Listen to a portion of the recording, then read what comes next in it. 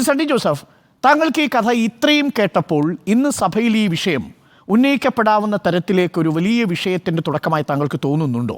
ക്യാമ്പസിനുള്ളിലേക്ക് ക്യാമ്പസിന് പുറത്തു നിന്നുള്ളൊരു വിദ്യാർത്ഥിയുമായി എത്തുന്ന ഈ സാൻജോസിനെ അവിടുത്തെ SFI പ്രവർത്തകർ തർക്കത്തിലേർപ്പെടുകയും പിന്നീട് മർദ്ദിക്കുകയുമാണ് ഉണ്ടാകുന്നത്.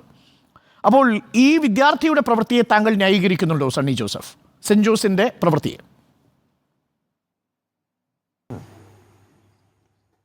ഏതായാലും സാൻജോസ് നമ്മളുടെ മുൻപിൽ റിപ്പോർട്ടർ ചാനലിലൂടെ കേരളത്തിലെ ജനങ്ങളുടെ മുമ്പിൽ എന്താണ് നടന്നതെന്ന് പറയാൻ ജീവിച്ചിരിപ്പുണ്ടല്ലോ.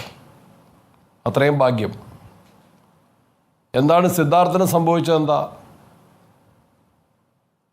സമാനമായിട്ടുള്ളൊരു സംഭവം തന്നെയാണ്. ഇവിടെ എൻ്റെ സ്നേഹിതൻ അരുൺകുമാർ പറയുന്നത് കേട്ടാൽ രാത്രി 9 മണിക്ക് മറ്റൊരു സുഹൃത്തിൻ്റെ, അതും വിദ്യാർത്ഥിയായ ഒരു സുഹൃത്തിൻ്റെ ബൈക്കിൽ ഒരു MA വിദ്യാർത്ഥി കോളേജ് ഹോസ്റ്റലിലേക്ക് വന്നു എന്ന് പറഞ്ഞാൽ അത് വലിയൊരു പാതകമായിപ്പോയി. കൊലപാതകം ശിക്ഷ വിധിക്കേണ്ട ഒരു വലിയ തെറ്റായിപ്പോയി. കേരളത്തിലെ കലാലയങ്ങളിലൊക്കെ അല്ലേ നടക്കുന്നത്.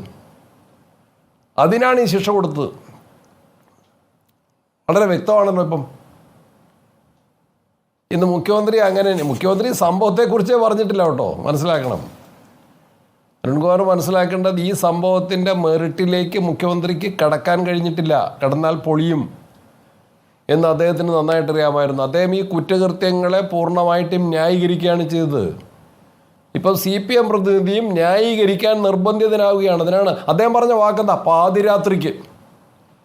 അപ്പോഴാണ് നിങ്ങൾ ചോദിച്ച വാട്ട് വാസ് ദ ടൈം.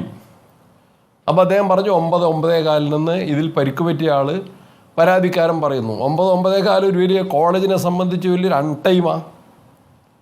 ഒരു കലാലയത്തിൽ ഒരു PG വിദ്യാർത്ഥി ഒരു സുഹൃത്തിൻ്റെ കൂടെ ബൈക്കിൽ വന്നിറങ്ങി ആ ബൈക്ക് എവിടം വരെ പോവുമോ അവിടം വരെ ആ ബൈക്കിൽ വന്നിറങ്ങിയത് അത്ര വലിയൊരു അപരാധമാണ്. അങ്ങനെ ഉണ്ടെങ്കിൽ അത് റിപ്പോർട്ട് ചെയ്യണം. അത് വലിയ തെറ്റാണെങ്കിൽ ഞാൻ അരുൺകുമാറിലേക്ക് പോയിട്ട് വരാം. താങ്കൾ ചോദിച്ചു ഈ ചോദ്യം തുടർച്ചയായിട്ട് ചോദ്യങ്ങൾ ചോദിച്ചും പറഞ്ഞു പോകാം. അങ്ങ് പറഞ്ഞതുപോലെ മുഖ്യമന്ത്രി ഇന്നതിന്റെ മെറിറ്റിലേക്ക് കടക്കാത്തത് കൊണ്ടാണ് കേരളം ഇതിന്റെ സത്യാവസ്ഥ അറിയാൻ വേണ്ടി നമ്മൾ സാൻജോസിനെ ക്ഷണിച്ചതും താങ്കളെ അടക്കമുള്ളവരെ നമ്മൾ ചർച്ചയ്ക്ക് അതിഥികളായി എത്തിച്ചതും.